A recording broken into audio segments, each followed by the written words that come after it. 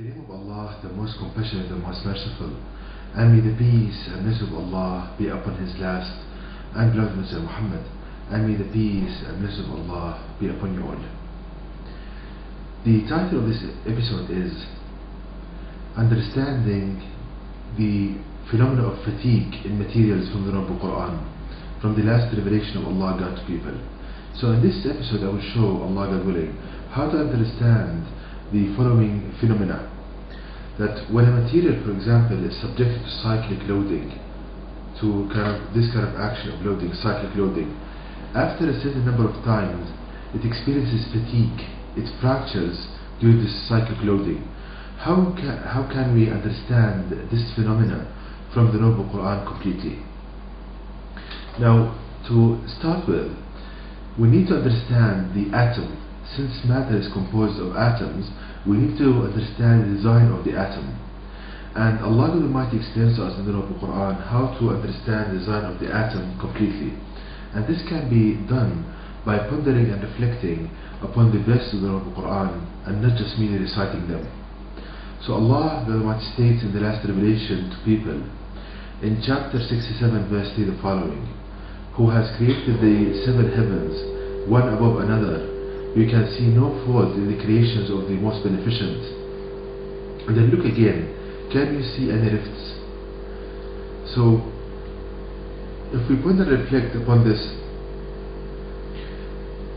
verse, we see that Allah Almighty states here and teaches us His methodology, His way in creation. And the methodology of the Almighty is to create a central object surrounded by seven heavens or seven layers. So the way of Allah Almighty in creation, as I said, to create a central object surrounded by seven heavens or seven layers. Now, since Allah Almighty is one, this means that His creation, His methodology in creation is constant, which means that we can learn from this that the atom should be composed of a central object surrounded by seven layers or seven heavens. So as you can see on the screen, this is the design of the atom as deduced, as learned from the Noble Quran, a central object which is now called the nucleus, surrounded by seven heavens, seven layers, seven spheres. Now, Allah Almighty also teaches us the energy within the heaven, the energy within these seven layers or seven heavens of the atom. Well, this can be learned from pondering upon verse number 7 of chapter 51 of the Noble Quran, which states, and the heaven containing weaved ropes. So Allah Almighty states here that the heaven, it contains weaved ropes. The heaven is the volume surrounding a central object. Any volume which surrounds a central object is called the heaven. So Allah Almighty states that the heaven contains weaved ropes. What are these weaved ropes?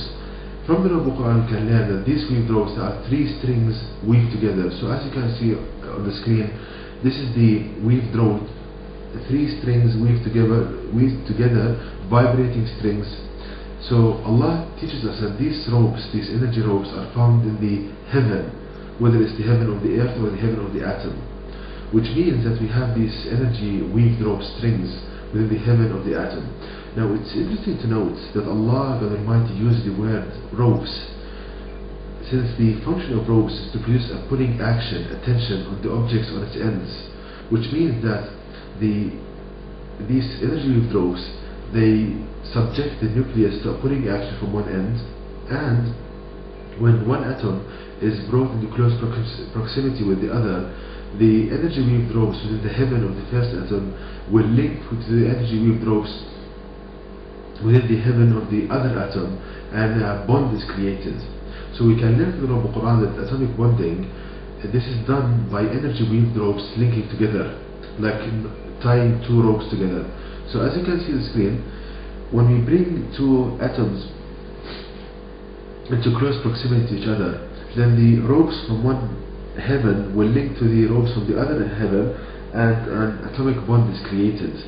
So we have a nucleus, we have two atoms, the center of these two atoms, and there are energy weaved ropes linking them together.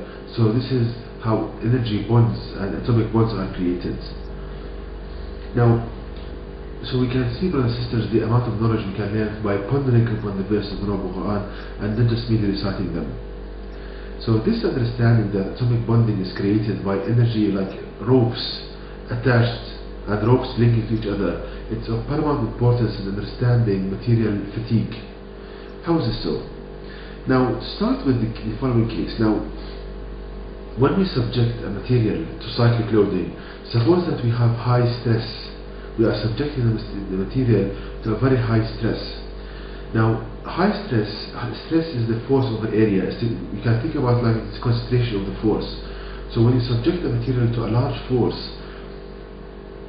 concentration of force, this means that in each cycle of loading, you are tearing up, you are breaking up a large number of connecting energy weaved ropes. Again, if you subject the material to a high stress, this means that in each cycle of loading, you are tearing up a large amount of energy weaved ropes. For example, suppose that the two atoms, they have 100 ropes linking them.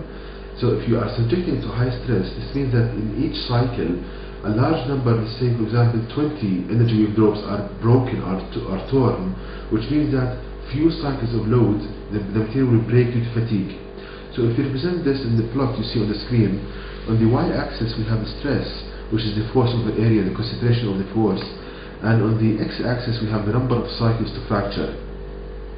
So point number 1 represents subjecting the material to high stress, and as I explained, from the Noble Quran we can learn that this will correspond to a small number of cycles to fracture. Now, point number 2 represents lowering the stress. Now, when we lower the stress, the number of energy weaved ropes stored in each cycle will be less, and thus the material can withstand large number of cycles till it fractures, and that is represented by point number 2. Now, point number 3, again, lower stresses, a lower number of energy weaved ropes being torn between the two atoms in each cycle, and thus a large number of cycles to fracture. Point number 4, we reach a point in the curve where the stress is small in a way that it doesn't break not even one single energy weaved rope between the atoms, and thus the material, every time you remove the load, it goes back to its original state, and thus it would not fracture due to fatigue. So there is certain stress. If the material is subjected to the stress, then not a single energy weaved rope will be broken, will be torn apart, and thus the material will not fracture due to fatigue. This is a certain limit, and this limit is represented by the line, the blue line you can see on the screen. And if we connect the points we just deduced from the Noble Quran by a curved line, we see the figure shown on the screen. So this is the fatigue curve as deduced from the Quran, the last revelation of Allah to people. So we can see it on the screen, and this limit represented by the blue line, it's the amount of stress. If you apply at this line or below it, then the material would not fracture due to fatigue. Now, this is the curve deduced from the Noble Quran completely. Now, there are certain instruments, devices, where you can place a material in that device, and the computer can calculate the fatigue curve, can plot the stress with the number of cycles to fracture.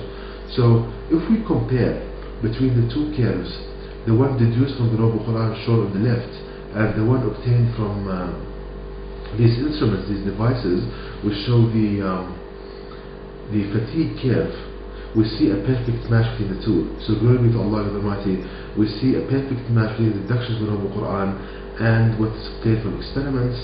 And we see, brothers and sisters, that Allah the Almighty teaches us this, such that the believer will be the teacher of others and not the one on the receiving end. Allah the Almighty wants a believer to show the miracle of the Noble Quran, to strive to make the world Creator supreme. And in this day and age, this is done by knowledge, by showing the superiority of the Noble Quran in the field of knowledge. And to know more details about this topic, please visit my website at www.quran-miracle.com, and you can email me